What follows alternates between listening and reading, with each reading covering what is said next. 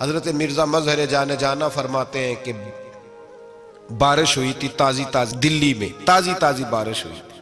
ایک بابا لکڑی کے جوتے پہنے کھڑاؤں اللہ اللہ اللہ اسی کسے دے کچھ بھی نہیں لگ دے نہ کوئی ساڈا دردی. بابا مست ہو کے جا رہا اللہ اللہ کرتا جا رہا. ایک طوائف اپنے کوٹھے سے اتر کے تو سیڑھیوں پہ بیٹھی تھی, ساتھ اس کا یار بھی بیٹھا تھا. بابا اپنی مستی میں جا رہا ہے تو بابا جی کے پیروں سے کچھ مٹی اڑی تو اس عورت کے کپڑوں پہ پڑ گئی. پرواہ نہیں, بزرگ گزر رہے. وہ یار اس کا دوڑا ہوا آیا, اس نے آ کے تھپڑ مارا. کا خیال نہیں سارے اس کے کپڑے آلودہ کر دیے, تو کدھر تیرا دماغ نہیں ٹھیک. بابا نے نظر اٹھائی, کہا بیٹے میں نے دیکھا نہیں, چل اللہ تیرا بھلا کرے, تو نے بدلہ لے لیا. بابا جی چپ کر کے وَإِذَا خَاطَبَهُمُ الْجَاهِلُونَ قَالُوا السَّلَامَ چپ کر کے گزر گئے. ٹھنڈ کا موسم تھا, بارش تازہ ہوئی تھی, حلوائی دودھ کاڑ رہا تھا. اس نے بٹھایا بابا جی کو پھٹے پہ, پیالہ پکڑا, دوڑ کے آگے بڑھا. بزرگ آ گئے, آئیے بیٹھیے. دودھ کا گرم پیالہ شکر ڈال کے دیا. بابا جی نے دودھ پیا, پھر نظر جھکی, پھر رنگ بدلا. کہنے لگے مالک تو کتنا بے نیاز ہے, کہیں تھپڑ مرواتا ہے کہیں دودھ پلاتا ہے. تیری بے نیازی ہے نا, ادھر تھپڑ مروایا یہاں دودھ پلایا, تو ہی جانتا ہے تیرے رنگ کیا ہے. ابھی بابا وہیں بیٹھا تھا, دوڑے آئے پیچھے سے لوگ, شور ہوا. بابے کو دبوچ کے وہاں لے گئے جہاں اس نوجوان نے تھپڑ مارا تھا. کہا تو اللہ کا بندہ ہے, اللہ کے بندے بد دعا تو نہیں دیتے. ہوا کیا؟ کہا تو نے بد دعا دی ہے. کہا نہیں دی, بات بتاؤ. کہنے لگے اس نے تجھے تھپڑ مارا ہے, چھت پہ چڑھا ہے, پیر پھسلا ہے, گردن کے بل گرا ہے, منکا ٹوٹ گیا, مر گیا ہے, تو نے بد دعا دی ہے. بابا جی کہنے لگے یار میں نے تو دوسرا لفظ بھی نہیں کہا, بھلا ہو کہہ کے گزرا ہوں, میں نے نہیں بد دعا دی. کہا تو نے دی ہے تبھی تو مر گیا. کہا نہیں دی.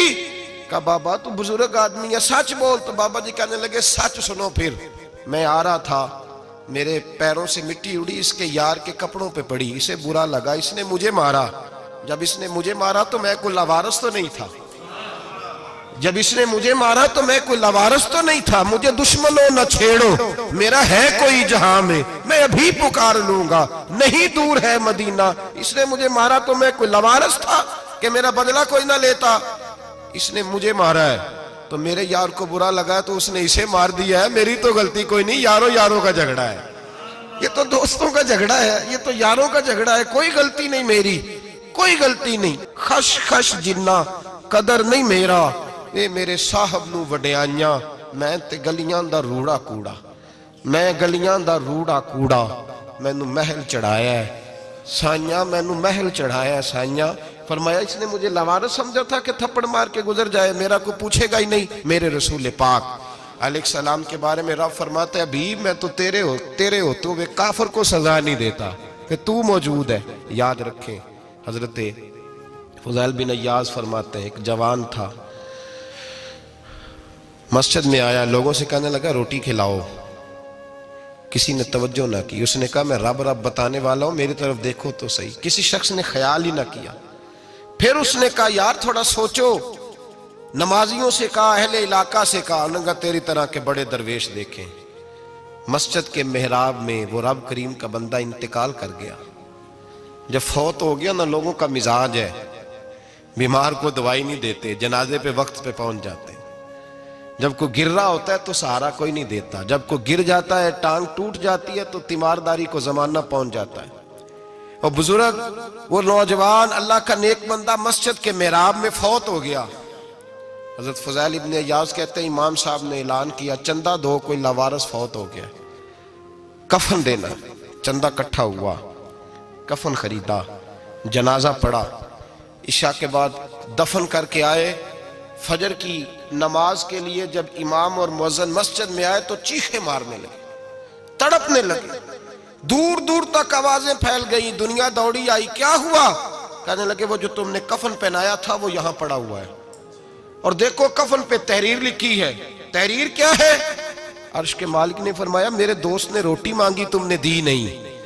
اس نے تمہیں میرے قریب کرنے کے لیے اپنی طرف توجہ کرائی, تم نے کی نہیں. اور میرا یار تمہارے کفن کا محتاج تھا, سنبھال کے رکھو اپنا کفن, میں نے اسے جنت کا لباس عطا فرما دیا, سنبھال کے رکھو. یہ کوئی لاوارثوں کا ٹولہ ہے؟ یاد رکھیں جو وارث والے ہیں، وارث والے ان کا رنگ اور ہے، جو ماننے والے ہیں ان کا مزاج اور ہے۔ اپنی زندگی لوارثوں کی طرح نہیں گزارے، تھوڑا سا ادھر گیا تھا تو پھر تھوڑا سا ادھر گیا تھا تو تھوڑا سا، یہ کیا بات ہوئی، یہ کیا بات ہوئی؟ اپنے آپ کو، اپنی نسبت کو، اپنے عقیدے کو مضبوط رکھیں۔ 1 انچ کے لیے اعلیٰ حضرت فاضل بریلوی رحمت اللہ علیہ کے مکان کی دیوار گر گئی، ایک کونا مکان کا، آپ جانتے ہیں پرانی دیواریں چھوٹی ہوتی تھی اور بارشوں میں اکثر گھروں کی دیواریں گری ہوئی ہوتی تھی، ایک سائیڈ کی دیوار گر گئی تو اس کونے میں ہندوؤں کا گھر تھا۔ اب مستری صاحب رات کو آئے، ان سے بات ہوئی تو کہنے لگے سویرے کام شروع کروں گا۔ کہا 1-2 صاحب نے کہ ہندوؤں کا گھر ساتھ ہے اور وہ دشمن بھی بڑے زیادہ ہیں، تو رات کو ہی ہو جائے۔ کہنے لگا جی نہیں، میری مجبوری ہے، مزدور کہاں سے لاؤں گا، بڑے معاملات ہیں، سویرے شروع ہوگی۔ اب رات کو مولانا ظفر الدین بہاری علیہ رحمہ کہتے ہیں بچے مدرسے کے، باقی سارے لوگ، سب کو جمع کیا گیا، چونکہ اس طرف سے تھوڑا خطرہ تھا ہندوؤں کی جانب سے۔ کہا جناب یہ بڑے دشمن ہیں اسلام کے، تو اس طرح کرو کہ 2-3 بچوں کی ڈیوٹی لگائیں یا کچھ لوگوں کی یہاں رات کو پہرا دیا جائے، ٹھنڈ بھی بڑی زیادہ تھی، کھڑا ہونا بھی مشکل تھا۔ اعلیٰ حضرت رحمت اللہ علیہ عشاء کی نماز کے بعد جلدی حجرہ خاص میں تشریف لے جاتے تھے۔ اس رات جب دیکھا نا باہر شور ہو رہا ہے تو اسی طرح سر پہ ایک رومال لپیٹا تو باہر آ گئے، کہنے لگے کیا شور ہے؟ کہا حضور سردی ذرا زیادہ ہے تو یہاں کسی کی ڈیوٹی لگانی ہے پہرے کی۔ 2 منٹ خاموش رہے، پھر فرمانے لگے کوئی ضرورت نہیں، جاؤ سو جاؤ سارے جا کے، کوئی ضرورت نہیں، جاؤ اپنے اپنے گھروں کو، کوئی حاجت نہیں، پہنچ جاؤ۔ کہا حضور مہربانی کرے، وہ طے ہونے لگا تھا۔ فرمایا میری وجہ سے کیوں کوئی ساری رات بیدار رہے، جاؤ تمہیں کہا نا آرام کرو۔ لوگ سو گئے۔ صبح فجر کی نماز پڑھ کے اعلیٰ حضرت رحمت اللہ تعالی علیہ جب سیڑھیاں اتر رہے تھے رضا مسجد کی، تو وہ جس ہندو کی جانب سے زیادہ خطرہ تھا وہ سیڑھیوں پہ بیٹھا تھا، مسجد کی سیڑھیوں پہ۔ سب لوگوں کی توجہ ہو گئی، کہنے لگا مولانا میں کلمہ پڑھنے آیا ہوں، مجھے کلمہ پڑھا کے مسلمان کر دیں، میں کلمہ پڑھنے آیا ہوں، مسلمان کریں۔ لوگوں کی توجہ، اعلیٰ فرمانے لگے نہیں ابھی تو انتظار کر، تھوڑی دیر کے اچھی طرح سوچ لے، جذباتی فیصلہ نہ کر کہ تو آ رہا ہے۔ یہ کہہ کے جب 2 سیڑھیاں نیچے اترے اس کے پاس سے تو اس نے پیر تھام لیے، کہنے لگا اب ایسے تو نہ کرو، رونے لگا۔ اعلیٰ حضرت رحمت اللہ نے کلمہ پڑھایا، کچھ باتوں کی نصیحت فرمائی، تشریف لے گئے۔ گھیرنے والے گھیر کے بیٹھ گئے، کہنے لگے ہمیں بھی بتا بدلہ کیسے ہے۔ کہنے لگا دیوار گر گئی، آدھی رات کے وقت، آدھی رات تک انتظار کرتا رہا، پہرے دار کوئی نہیں، تو 2 تلواریں لے کر جب میں ان کے مکان کی جانب بڑھا، میں نے کہا آج گردن کاٹوں گا اور کاٹ کر کے نکلوں گا۔ کہتا ہے جب میں قریب آیا تو 2 شیر کھڑے تھے، اوپر سے پلٹ کے آیا تو پھر کھڑے تھے، ادھر سے پلٹ کے آیا تو پھر کھڑے تھے۔ فرماتے ہیں میں 2 گھنٹے کے بعد آیا تو پھر پلٹ کے کھڑے تھے، میں پھر 1 گھنٹے کے بعد آیا، سحری کا وقت ہو گیا تو پھر پلٹ کے کھڑے تھے، اب میں ڈر کے بھاگا۔ کہتے ہیں فاضل بریلوی نے اپنی کھڑکی سے منہ باہر نکالا، کہنے لگے اور کتنا تجربہ کرے گا، مجھے تو لاوارث سمجھتا ہے، لاوارث ہوں میں، اور کتنا تجربہ کرے گا، بس کر مان جا۔ میں نے کہا حضور یہ کون ہے، مجھے بتائیے تو صحیح یہ کون ہے۔ تو کہنے لگے میں نے ساری زندگی رسول اللہ کی عظمت کا دفاع کیا ہے، ساری زندگی غوث اعظم کے نعرے لگائے ہیں، ابھی تو یہ مدد صرف غوث پاک جیلانی کی بھیجی ہوئی ہے، ابھی تو غوث اعظم کی بھیجی ہوئی مدد ہے، مولا علی ابھی پیچھے ہیں، 2 جہاں کے محبوب ابھی اس سے پیچھے ہیں، وہ تو ابھی پیچھے ہیں، پیچھے کھڑے ہیں کہ ضرورت پڑی تو ہم بھی تیار بیٹھے ہیں۔ او بھائی آج رواج ہو گیا، رواج، میں نے 2-4 دن پہلے بھی کہا تھا، لوگ کہتے ہیں نہیں کوئی نہیں ضرورت، سامنے سارا کچھ نظر آ رہا ہے۔ او خدا کے بندو یاد رکھو، نسبت ہے بڑی چیز، جانے تو دو میں اگر کسی کو نسبت میسر آ گئی نا، نسبت، خالی دامن ہی مل گیا، تیرے ہاتھ میں کچھ ہے تو ہونی چاہیے نا، خالی دامن ہی تجھے کسی کا میسر آ گیا تو بچ گیا۔ اپنی نسبتوں کی حفاظت کریں، ان کو مضبوط کریں، ان پر محنت کریں، ان پر توجہ رکھیں۔ یہ نسبت جو ہوتی ہے نا، نسبت، یہ دیکھیں نا ایک گتا ہے، عام کتاب کو لگا ہوا ہے تو جہاں مرضی رکھ دو، اس کی کوئی قدر نہیں، لیکن جو گتا قرآن مجید کو لگ گیا ہے اس کو بغیر وضو چھونا جائز ہے۔ ایک پٹھے پہ اینٹ بنی ہے، جو باتھ روم میں لگ گئی وہاں بغیر جوتے کے جایا نہیں جا سکتا، اور جو مسجد میں لگ گئی وہاں جوتے پہن کے جایا نہیں جا سکتا. یہ نسبت ہے بڑی چیز.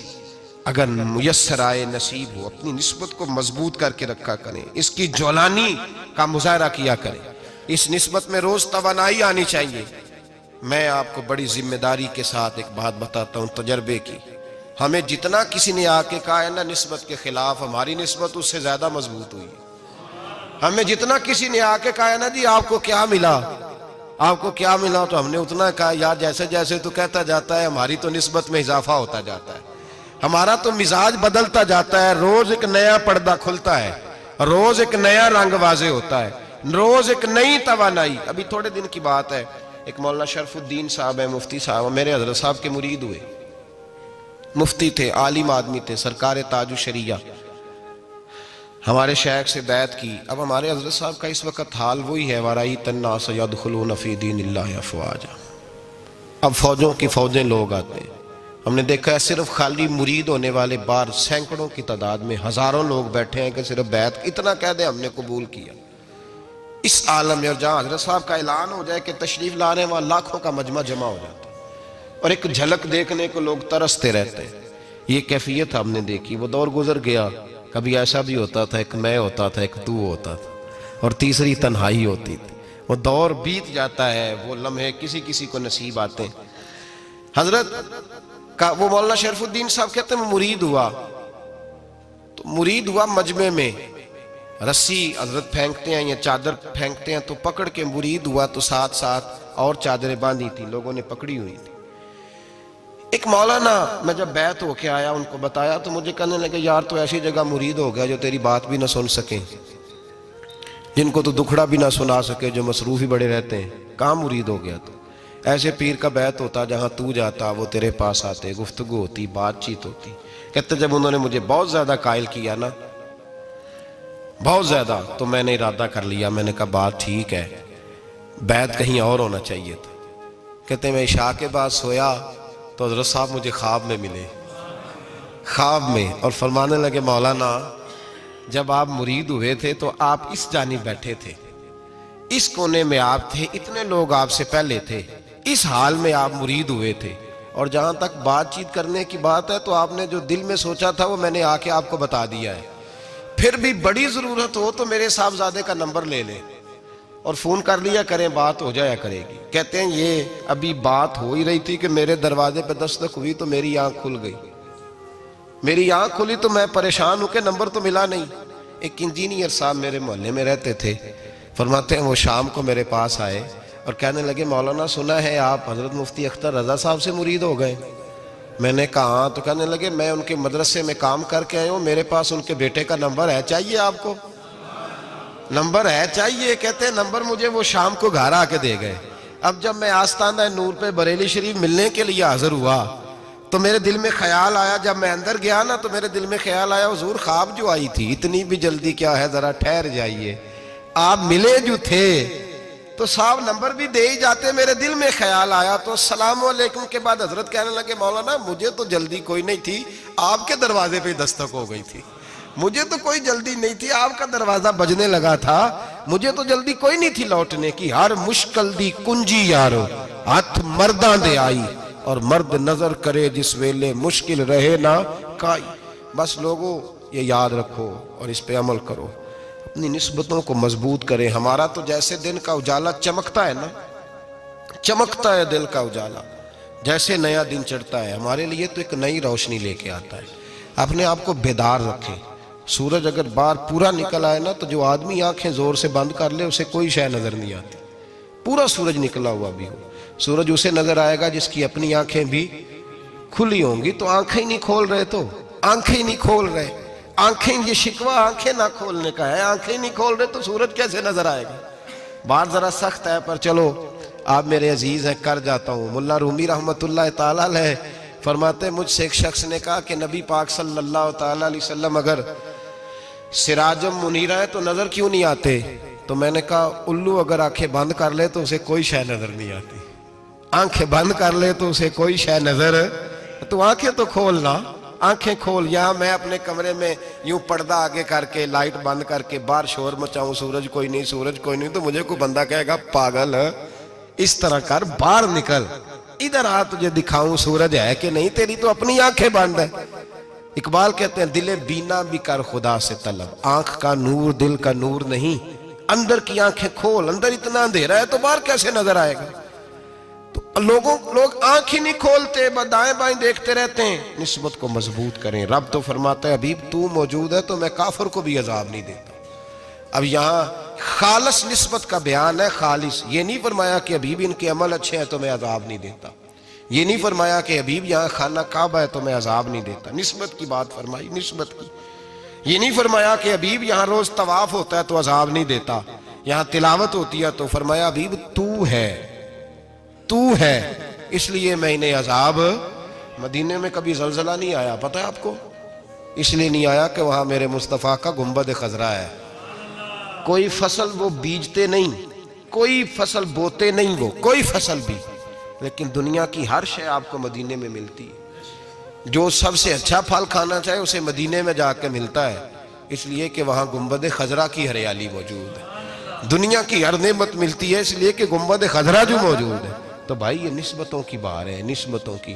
پرانی امتوں میں جب کوئی گناہ کرتا تھا تو دروازے پہ لکھا ہوتا تھا سویرے، میرے حبیب نے دعا فرمائی مولا یہ میرے ہیں انہیں رسوا نہ کرنا، اے اللہ میرے ہیں انہیں رسوا نہ کرنا۔